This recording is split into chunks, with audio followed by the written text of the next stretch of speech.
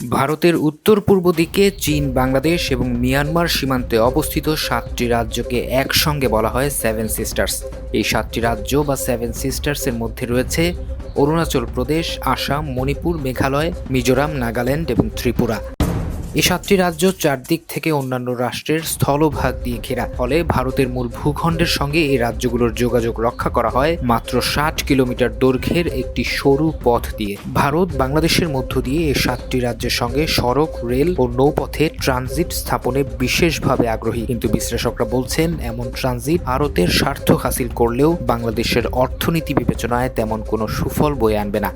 সম্প্রতি ডক্টর মোহাম্মদ ইউনূস বলেন, বাংলাদেশকে কেউ অস্থিতিশীল করতে চাইলে চারদিকে অস্থিতিশীলতা ছড়িয়ে পড়বে। প্রতিবেশী মিয়ানমার, ভারতের সেভেন সিস্টার্স, পশ্চিমবঙ্গ, সব জায়গাতেই ছড়িয়ে পড়বে অস্থিরতা। ভারতের এক সংবাদ মাধ্যমে তার এমন আশঙ্কা প্রকাশের পর থেকেই নতুন করে আলোচনায় আসতে শুরু করে এই সেভেন সিস্টার্স।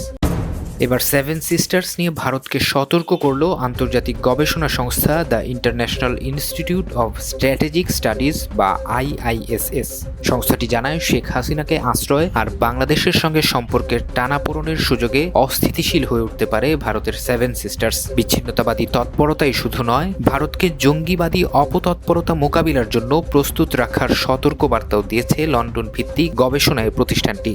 জনমতের বিরুদ্ধে শক্ত অবস্থান নিয়ে চরম অজনপ্রিয় নেতায় পরিণত হওয়া শেখ হাসিনার পক্ষ নেয় বাংলাদেশের অন্তর্বর্তী সরকারের সঙ্গে সম্পর্ক উন্নয়নের ক্ষেত্রে চ্যালেঞ্জের মুখে পড়বে ভারত। বিদ্বেষমূলক এই দূরতে ভারত বিরোধীদের মাথা চারা দিয়ে ওঠা এবং সেভেন সিস্টার্সে তাদের তৎপরতা বৃদ্ধির আশঙ্কা করছেন বিশ্লেষকরা।